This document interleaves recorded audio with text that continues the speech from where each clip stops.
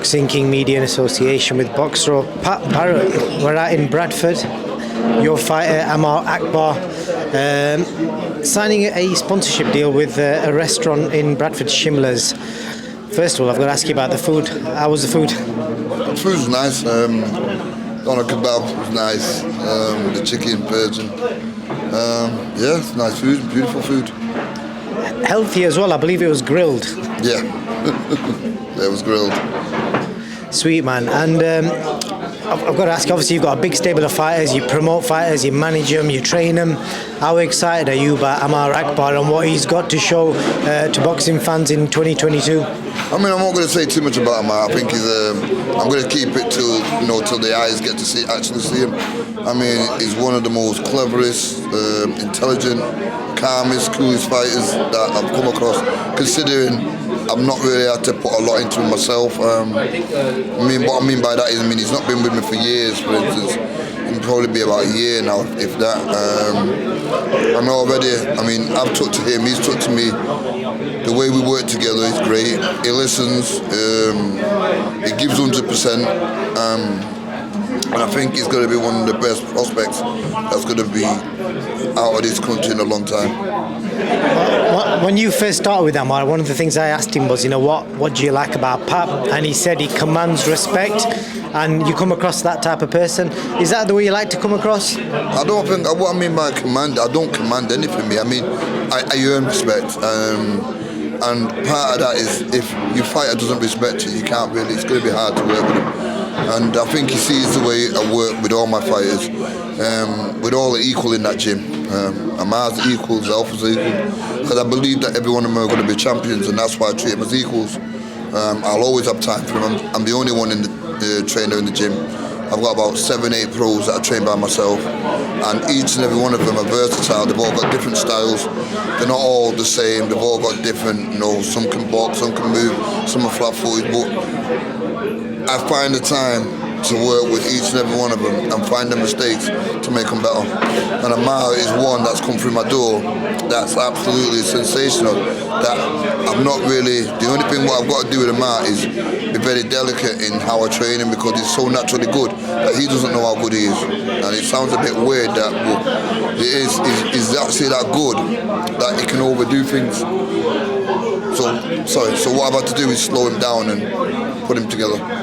Well, you saying that, Ammar's last fight was his first proper fight where he had a bit of time with you, and to be fair, he showed loads of new things, the way his jab was snapping away, and just his all-round movement and the way he broke his opponent down. I know it was his first proper fight under you. How impressed were you with the changes he showed in that fight? That was only the beginning.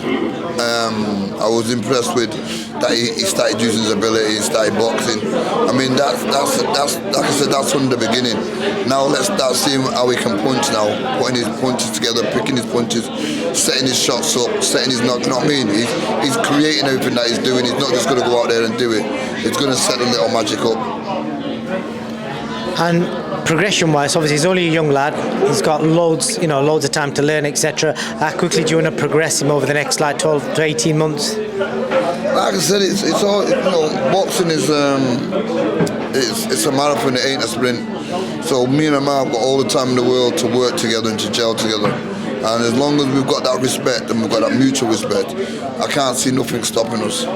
His dad's great. He doesn't get in the way. He's not one of them fathers that's in the gym, my son's this. And no, he doesn't even come to the gym. He's brought him to me, and I promised him one thing, that I'll give him out the same as I give my own lads, 100%. And nobody gets treated as any different. We're all equal. And to be fair, from what I've seen, I think I'd probably vouch for you, and that is the way it comes across. Obviously, he's got a good family base around him and a fan base as well. I think his last fight, he had nearly 300 fans turn out. That's a serious fan base for a kid in his second fight. I think it's going to grow and going to grow. Prince Nassim had a big following, Amir Khan had a big following, and I think this kid's going to grow with a massive following. But not just that, he can also fight. There's a difference between just having a following and can't deliver. He can deliver, he can fight, and he can box. You're disappointed that he never managed to get out in 2022. I know it's not been easy for all fighters, but disappointed he's going to have to wait till I think it's Ramadan potentially, and he may have a date. Yeah, I think he could have had a lot more fights in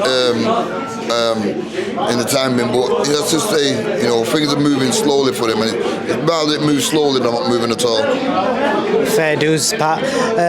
Obviously, away from Ammar, you're obviously promoting shows. You've got so many fighters. Anything else you want to tell the fans? They can keep an eye out from Black Flash Promotions and just you as a trainer. No, just keep following, just keep supporting, just keep doing what you're doing, and stay behind us and stay behind the lads, and we'd all appreciate it and we're grateful for it. Well, keep doing your thing. Before I let you go, I'm going to have to ask you. Obviously, he's a fighter from kind of your era, Danny Williams. Did you watch Danny Williams fight the other day? No, I didn't watch him fight the other day, no, but I remember Danny Williams from back in the day. I'm not a big fan of us all coming back at this time. It's about giving it back, and let's not try and bring back the time. Let's move forward and accept what we did. I was referring to the video the other day where it shows him getting stopped in round 2 or 3 against some German heavyweight, which has gone viral online. I take it you don't know about it. No, I wouldn't watch it anyway. I love Danny Williams as a person, and I wouldn't. I think we all think we can do things. Our mind tries to make a point with our bodies, what our bodies can't do anymore. So we're better off what we do. I'm better off doing what I'm doing. Putting it back in and giving it to the lads that want to do it. And a quick word on your guys who you've been with from day one, Zelfa and Lyndon Arthur. What can the fans expect from them two next? I don't know. Zelfa's fighting for the European. Lyndon's got fights coming up. He's got certain things, but let's just wait for it all to come out and we'll see. Right, Pat. Cheers for your time, mate, and enjoy the dessert. Thank you. Cheers.